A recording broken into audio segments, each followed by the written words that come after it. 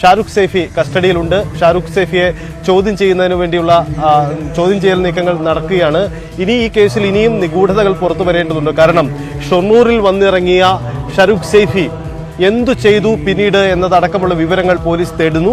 Call ലിസ്റ്റുകളും മറ്റു വിശദാംശങ്ങളും ഒക്കെ തേടുകയാണ് ചെയ്തുകൊണ്ടിരിക്കുന്നത്. നമുക്കൊപ്പം ചേരുന്നത് CV അനുമോദ് ചേരുന്നുണ്ട്. അനുമോദ്, ഈ കേസുമായി ബന്ധപ്പെട്ട ഏറ്റവും പ്രധാനപ്പെട്ട വിവരം ഇപ്പോൾ പുറത്തു വരുന്നത്, അതായത് ഈ കേസിന് ഗൂഢാലോചന ബന്ധമുണ്ട്. പ്രതി വലിയൊരു ഗൂഢാലോചന നടത്തിയ ശേഷമാണ് കൃത്യം നിർവഹിച്ചിരിക്കുന്നത്. കൃത്യമായ ആസൂത്രണം ഈ സംഭവത്തിൽ നടന്നിട്ടുണ്ട് എന്നതിലേക്കാണ് ഇപ്പോൾ അന്വേഷണ സംഘം എത്തുന്നത് എന്നാണ് മനസ്സിലാക്കുന്നത്. എന്താണ് നിലവിൽ സംഭവിക്കുന്നത് കേസുമായി ബന്ധപ്പെട്ട ആ ഒരു തലത്തിലേക്ക് തന്നെയാണോ, അതായത് ആസൂത്രണമുണ്ട്, ഇതിന് പിന്നിൽ ഒരു വലിയ മാസ്റ്റർ പ്ലാൻ ഉണ്ട് എന്നതിലേക്ക് തന്നെയാണോ അന്വേഷണ സംഘം എത്തുന്നത്?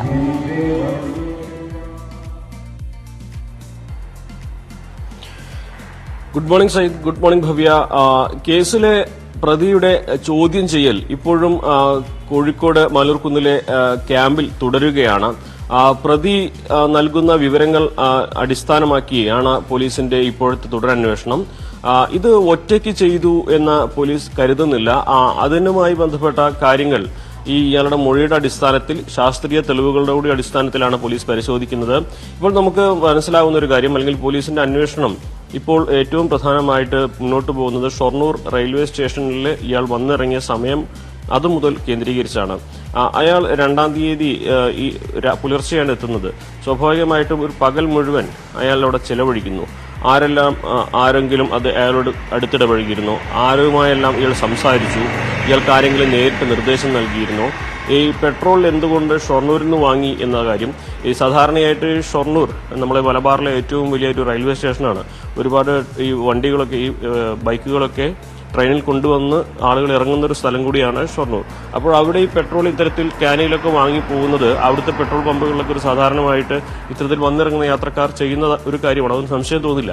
അപ്പോൾ അങ്ങനെയുള്ള കാര്യങ്ങളൊക്കെ ഇയാൾക്ക് ആരെങ്കിലും ഡയറക്റ്റ് ചെയ്ത് കൊടുത്തതാണോ, ആരെങ്കിലും നിർദ്ദേശം നൽകിയിട്ടാണോ അങ്ങനെ ചെയ്തത്?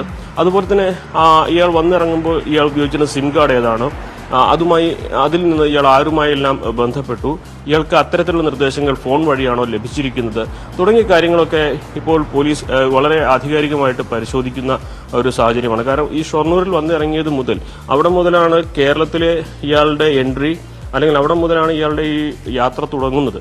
സ്വാഭാവികമായിട്ടും അതിനു മുൻപ് ഇയാൾ ഈ സമ്പർക്ക് ക്രാന്തി എക്സ്പ്രസിലാണ് ഇയാൾ കേരളത്തിലേക്ക് വന്നത്.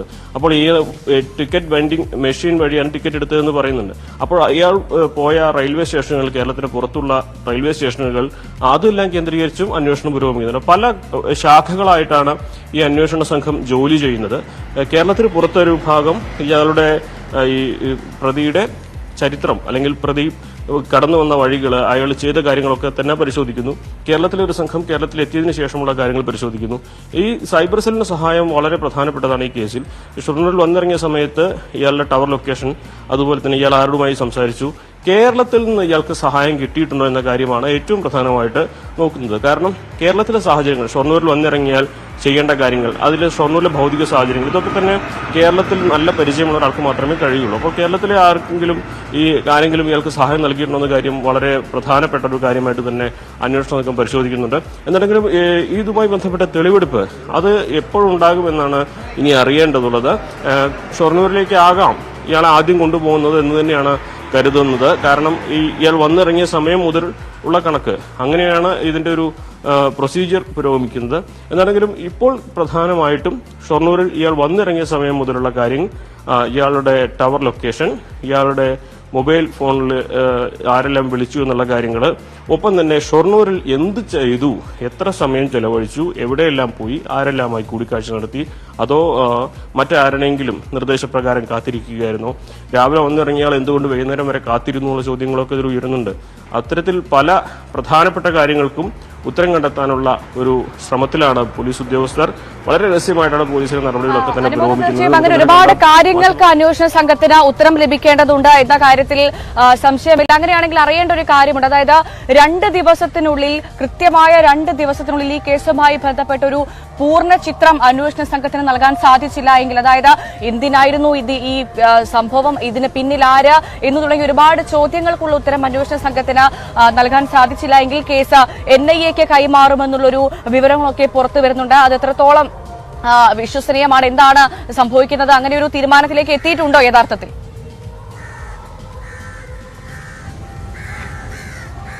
ഇതുമായി ബന്ധപ്പെട്ട ഒരു കാര്യങ്ങളും പോലീസ് മാധ്യമങ്ങളുമായി പങ്കുവയ്ക്കുന്നില്ല. കാരണം കൃത്യമായിട്ട് എല്ലാ അന്വേഷണ ഏജൻസികളുമായിട്ടും ഈ കാര്യങ്ങൾ കമ്മ്യൂണിക്കേഷൻ നടത്തുന്നുണ്ട് എന്നും ADGP പറഞ്ഞിട്ടുണ്ട്.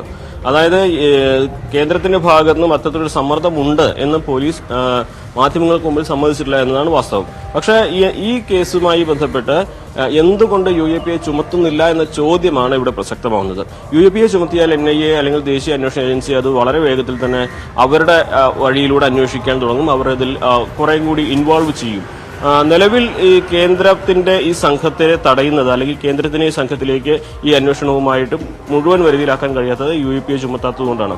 പക്ഷേ UAPA ചുമത്തുന്നതിന് മുൻപ് അതുമായി ബന്ധപ്പെട്ട ഈ ഒരു നടപടിയെ സാധൂകരിക്കുന്ന തെളിവുകൾ മുഴുവൻ ശേഖരിക്കേണ്ടതുണ്ട് എന്നൊരു നിലപാടാണ് പോലീസിനുണ്ട്. മുൻപൊക്കെ UAPA വളരെ വേഗത്തിൽ ചുമത്തിയ പല സംഭവങ്ങളും വലിയ വിമർശനങ്ങൾ ഉണ്ടാക്കിയിട്ടുണ്ട്.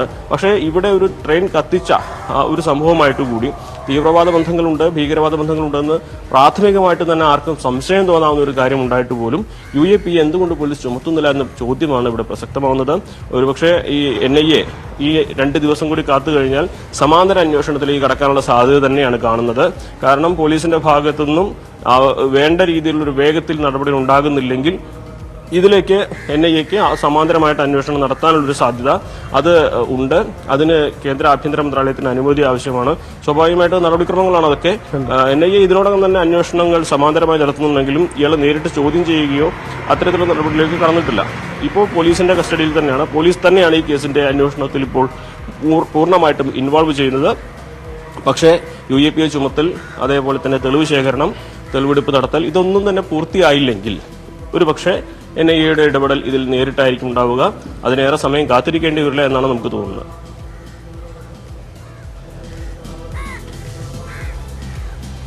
അതാണ് അനുമോദ് വ്യക്തമാക്കുന്നത്. എന്തായാലും ഈ കേസിൽ നിർണായകമായ ദിവസങ്ങളാണ് കടന്നു പോകുന്നത്. ദുരൂഹത നീങ്ങിയിട്ടില്ല. ഏറ്റവും ഒടുവിൽ ഭവ്യ സൂചിപ്പിച്ചതുപോലെ ഈ കേസിലേക്ക് കേന്ദ്ര ഏജൻസിയുടെ അന്വേഷണം വരുമോ എന്ന കാര്യത്തിലും വ്യക്തത ഉണ്ടാവാൻ കാത്തിരിക്കേണ്ടതുണ്ട്. പോലീസ് ഒരു വലിയ മൗനം ഇക്കാര്യത്തിൽ പുലർത്തുന്നു എന്നതാണ്. കാരണം ഇന്നലെ പോലീസ് നേരിട്ട് മാധ്യമങ്ങളെ വിളിച്ചു വരുത്തി കണ്ടതിന് ശേഷവും അതിൽ പോലും ഒരു വ്യക്തത കൈമാറാൻ അവർക്ക് കഴിഞ്ഞിട്ടില്ല. കാരണം പ്രധാനപ്പെട്ട ഒരു അന്വേഷണമാവുമ്പോൾ എല്ലാ കേസ് വിവരങ്ങളും ഒന്നും പങ്കുവെക്കാൻ പോലീസിന് കഴിഞ്ഞേക്കില്ല. പക്ഷേ ഒരു പുതിയ വിവരവും പങ്കുവയ്ക്കാൻ പോലീസിന് കഴിഞ്ഞിട്ടില്ല എന്നതാണ് അതിൻ്റെ ഒരു സാഹചര്യം. എന്തായാലും ഈ കേസ് അന്വേഷണം വളരെ പ്രധാനപ്പെട്ടതാണ്. കേന്ദ്ര സംസ്ഥാന ഏജൻസികൾ, അന്വേഷണ സംഘങ്ങൾ 2 തട്ടിലെന്ന പ്രധാനപ്പെട്ട സാഹചര്യം നിലവിൽ നിൽക്കുന്നുണ്ട്. കാരണം തീവ്രവാദ ബന്ധത്തിൽ കേന്ദ്ര ഏജൻസികൾ ഉറച്ചു നിൽക്കുന്നു. പക്ഷേ അത്തരമൊരു സാധ്യത ഇതുവരെയും സ്ഥിരീകരിക്കാൻ സംസ്ഥാന പോലീസ് തയ്യാറായിട്ടുമില്ല. എന്തായാലും അനുമോദും സംഘവും കഴിഞ്ഞ കുറേ ദിവസങ്ങളായി കോഴിക്കോടുണ്ട്. ആ കോഴിക്കോട്ടെ സാഹചര്യങ്ങൾ അവർ പരിശോധിക്കുകയാണ്. എന്തായാലും തെളിവെടുപ്പടക്കമുള്ള നീക്കങ്ങൾ ഉണ്ടാവാം. അനുമോദ് സൂചിപ്പിച്ച പോലെ ഈ ഷാരൂഖ് സൈഫിയെ കസ്റ്റഡിയിൽ കിട്ടിയിട്ടും തെളിവെടുപ്പിലേക്ക് കടക്കാൻ പോലീസ് ഇതുവരെ കഴിഞ്ഞിട്ടില്ല. ചോദ്യം ചെയ്യൽ തുടരുന്നു എന്ന് വേണം നമുക്ക് മനസ്സിലാക്കാൻ. തെളിവെടുപ്പ് നടക്കുന്നുണ്ടെങ്കിൽ അത് നടക്കേണ്ട ഇടങ്ങൾ എലത്തൂരിലുണ്ട്. ഒപ്പം തന്നെ ഇപ്പോൾ ഈ തീപിടിച്ച ബോഗിയുള്ളത് കണ്ണൂരാണ്. കണ്ണൂർ നടക്കണം. ഒപ്പം തന്നെ പെട്രോൾ വാങ്ങിയ ഷൊർണൂരിലെ പെട്രോൾ പമ്പിലേക്ക് അടക്കം എത്തിച്ച് തെളിവെടുപ്പ് നടക്കേണ്ടതുണ്ട്. ഇതിനു പുറമെ ഈ ചോദ്യം ചെയ്യൽ ലഭിക്കുന്ന വിവരങ്ങൾ അനുസരിച്ച് ഷാരൂഖ് സൈഫി കടന്നുപോയ ഇടങ്ങൾ, അവിടെ ബന്ധപ്പെട്ട വ്യക്തികൾ അടക്കമുള്ള സ്ഥലങ്ങളിലും കൂടുതൽ പരിശോധനകളും തെളിവെടുപ്പും ഒക്കെ വേണ്ടിവരുമെന്നതാണ് സാഹചര്യം. എന്തായാലും ഈ കോഴിക്കോട് സംഭവം അത് അതിന്റെ നിഗൂഢത മാറാൻ ഇനിയും നമുക്ക് കാത്തിരിക്കേണ്ടി വരും. അതെ, നമുക്ക് എന്തായാലും മറ്റു വാർത്തകളിലേക്ക് കൂടി വരേണ്ടതുണ്ട്. പത്രവിശേഷങ്ങൾ അറിയേണ്ടതുണ്ട്. ഈ വാർത്തയിലേക്കും വിശേഷങ്ങളിലേക്കും ഒക്കെ വരാം ഇടവേളയ്ക്ക് ശേഷം.